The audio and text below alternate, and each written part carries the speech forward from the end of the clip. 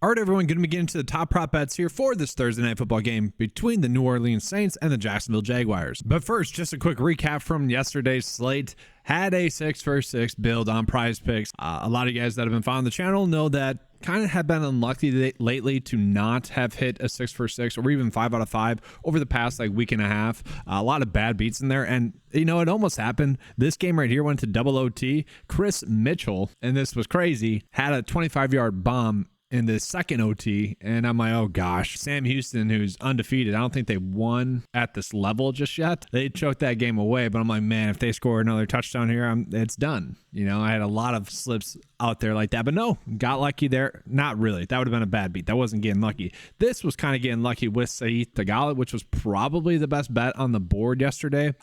He ends up bogeying his 14th hole. Sorry, he has 4 holes left. He bogeys 1 hole. He's at even par at that point. It's a par 70 course. So he goes birdie, birdie, birdie to end up hitting it by 2. So pretty awesome day. Let's go ahead and get into today's slate. So as always, I do like to start out with the sportsbook screen of this game, just going over how the game is projected to play. And actually, the Saints have become higher favorites than when I did the DFS video. If you guys are someone that plays both, make sure to check that out.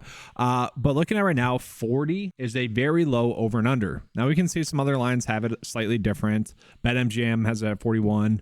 DraftKings has it at 40. So shop around if you're someone that bets on those lines. But looking at the injury report right now, the biggest question mark that we have for this game is obviously going to be Trevor Lawrence, currently questionable. I'm assuming he's going to play. It is a short week, but I think everyone's assuming that he's going to play. And then really the biggest news is that Zay Jones is still out for them. So that's going to mean a little bit more probably funneled targets to Christian Kirk and Calvin Ridley, as well as Evan Ingram, who has been really consistent as a producer on the field thus far this season. And then looking at the Saints, they do have a couple of linemen. They're starting linemen. 2 of them ruled out. And so I do like Alvin Kamara for over rushing yards, but at the same time, that does give me a slight pause. And I was watching the Colts game back against the Jaguars, and Zach Moss and Jonathan Taylor actually had a lot of success catching the football. And the way that they had success is a lot of the ways that Alvin Kamara is used as a pass catching running back. So maybe we're looking at over receiving yards for him, or maybe just total yards for him. We'll see, what the data says there. Jamal Williams expected to be back as well. I don't think that changes much for Kamara.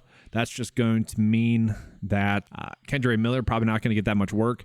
And also want to point out, Juwan Johnson is still out. So a lot of people are going to see this prop for Taysom Hill and for the overpassing yards, and they might go in on it. And I'm not saying that's a terrible idea, especially let's look at it. Juwan Johnson played the first 3 games. Okay. Taysom Hill over the last 3 games now. I guess I have to go to a different screen. One sec. Well, you guys can see it over the past 3 games now that Juwan Johnson has been out. He's throwing the ball pretty much is what it is. So that one is kind of interesting, I will say. Obviously, that's very much dependent on if the Jaguars keep this game close and if the Saints feel the need to run out a play like that. And just for what it's worth, I'll pull this up here for you guys. Looking at it, Taysom Hill did play in 59% of the snaps last week. And I did just realize they're missing a game in there. I hate when PrizePicks does that.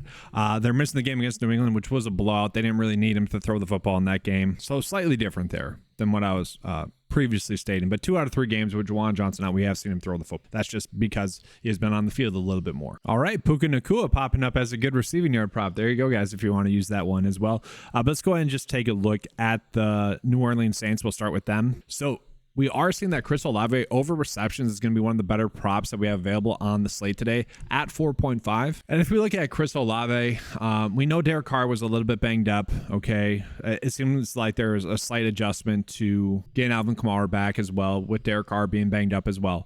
But I think we're going to start to see more of this, at the start of the season, 10, 11, 11, 10 targets. I think we're going to start to see that. I also think we can kind of write this one off here against New England. Just that game was a blowout fast. They didn't need to throw the football, right? So really, I see this as only one game in which he didn't get the over, because we're not expecting this game to be a blowout. And as long as it is close, I expect him to be targeted heavily.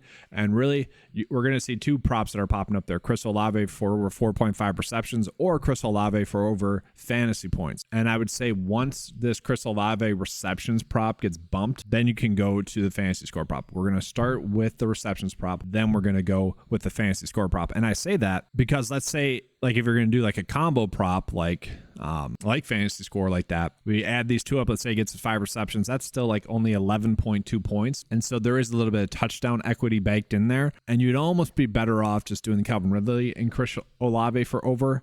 I still like the fantasy score one. Like if the reception prop gets bumped, you're going with that. Looking at Alvin Kamara, I was a little bit shocked at this one.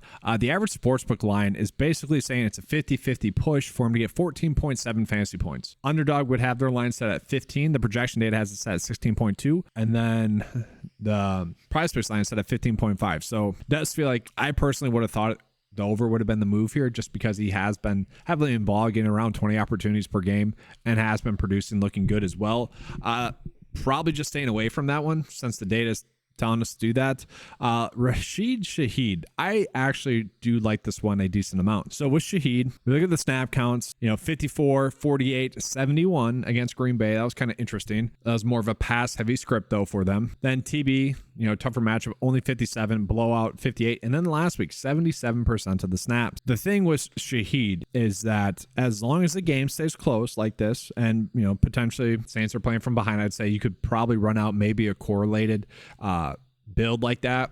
Like maybe, I don't know, whoever you think is going to go off for the Jaguars. Let's say, I don't know, you think the Jaguars are going to be ahead in this game because Calvin Ridley and also Trevor Lawrence are going to go off. You want to bet their overs there. Then Shaheed for over receiving yards would be the way to go, because we can bet on him being on the field a little bit more. That would be a very good correlated stack to me. Now, he can get there regardless, guys. Like, this is a low receiving yard total because he can really get there in one catch. He has been gaining a lot of deep yard targets. And this isn't really I shouldn't say it's not a difficult matchup, but given the fact that you got Kamara, MT, and also Olave there, I do think that's going to lead to a couple of deep shots being there for Shaheed in this game. So that is kind of one of my favorite ones. I always say this with these single game prop slips that we're trying to run out. A lot of the times we're just doing it for fun. Now, I know Monday Night Football is really excited because we had a very strong correlated slip, went 4 for 6, not terrible results there. And this one isn't even bad on paper. Like Shaheed for over 7.5 fantasy points, that's another good one that I like as well. It kind of goes hand in hand with him getting a deep bomb. Like, if this one gets bumped up a little bit more and you like Shaheed tonight, then you could go with the over fantasy score for him as well. I think that works out well. And I don't like this with Alvin Kamara. Like, I thought this would be an Alvin Kamara game, and then that could be true, but for PrizePicks for underdog purposes, we're probably just staying away. Like, bets like these would be much better bets on the sports books that we play on. And now that I think about it, should PrizePicks and Underdog run out a prop that's like total opportunities for running backs, because they already do that for reception targets? Like, I don't know, that'd be interesting.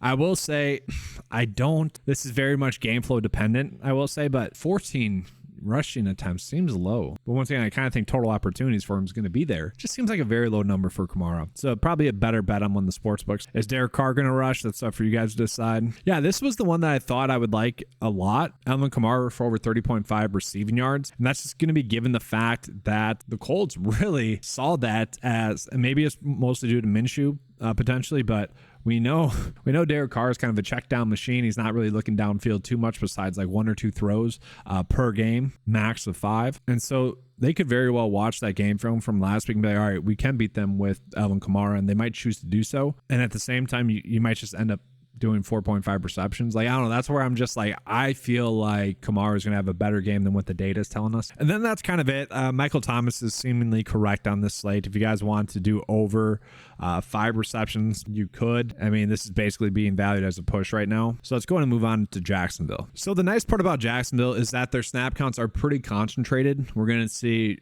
Travis Etienne's getting a workhorse workload right now, playing at 80% of the snaps. Calvin Ridley and Christian Kirk going to play about 80% of the snaps. Now, Kirk only played 70% last week. Oh, well. Evan Ingram, basically the same thing. Like, we can count on those guys to basically play over 70% of the snaps, which is typically something that I like to look for, at least in terms of like consistency from a player.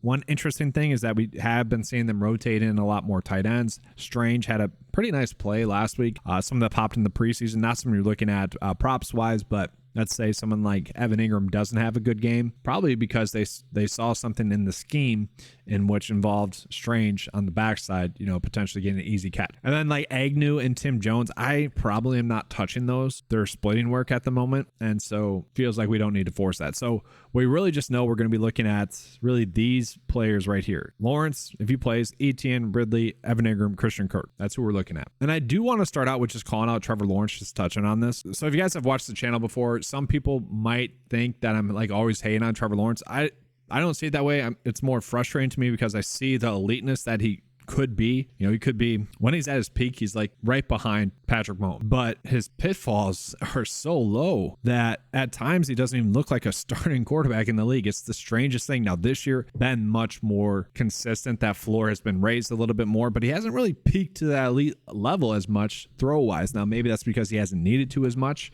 He hasn't needed to force in throws as much, and the plays have been there. He's been hitting those plays a little bit more frequently, and I would say it's due to that. Like, he definitely has gotten better this year, but he is still too inconsistent to trust. He's always missing like short open throws. And so that's my way of saying that if he's ruled out, I don't think that's going to matter in terms of the receptions props that we're going to be on. But if he's out, assuming that, Trevor Lawrence 100%, that's what I'm making this take off of.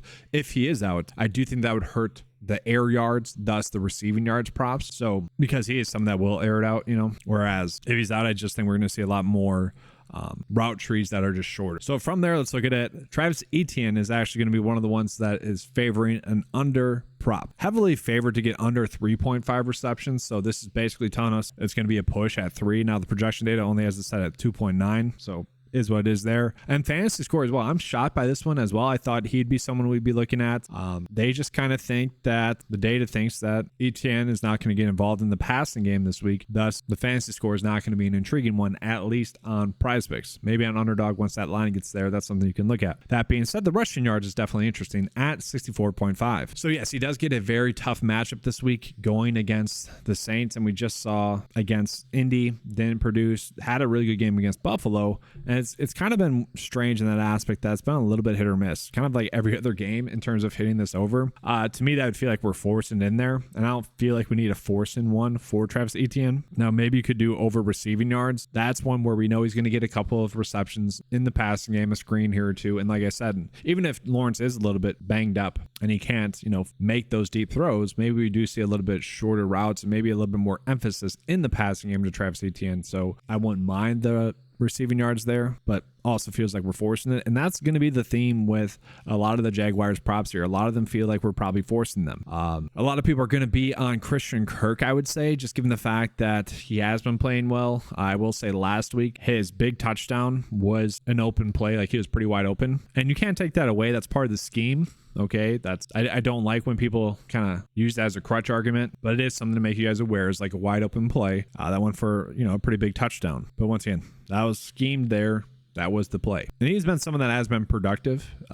He's a pretty good man beater, and the Saints run a bunch of man coverages. And so you kind of expect him to be able to beat them there. And I said this on my DFS video. It almost seems like we're choosing between Christian Kirk or Calvin Ridley. Now, they both could have a good game, but that's kind of what it feels like. And so if you're running out a specific bet for this game, that's probably how I would go about approaching, is that we can pretty much bet on one of those two players having a big game. Which one's going to be tough to say. I will say, like, Calvin Ridley, just it's weird that he hasn't had bigger games. That being said, if Lawrence is banged up, it's tough to see us wanting to chase that, And what sucks is that, like, just basically all these lines are correct for these players. Like, we'll look at Calvin Ridley here. Like, this is probably the best prop that I like, is the over rush plus TDs combo or the receiving yards combo. Like, I actually don't mind those two. Like, that'd probably be my favorite for Ridley.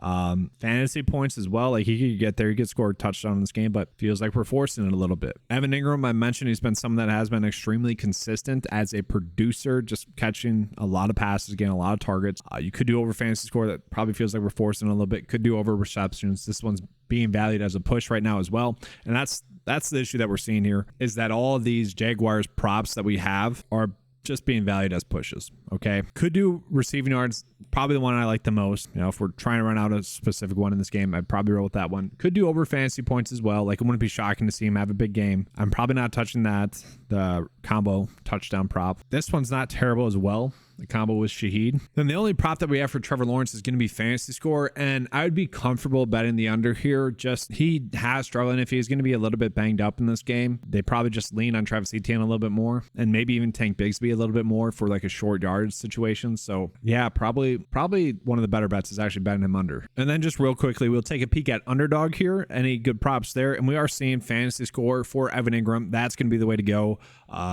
Michael Thomas over fantasy score, that's a better prop there. Chris Olave still over 4.5 receptions, that's a better prop there. Christian Kirk over 4.5 receptions there. So we are getting a much better slate to attack on Underdog. So that would be my approach, is if we're attacking this game specifically, we want to do it on underdog. So this would be my best bet for the day for that game specifically. Now I'll show you guys the PrizePicks bet slip that I like as well, but that's going to be for the full day because anything else I feel like we'd be forcing in there if we're just specifically trying to target that game. So if you're trying to target this game, do it on underdog.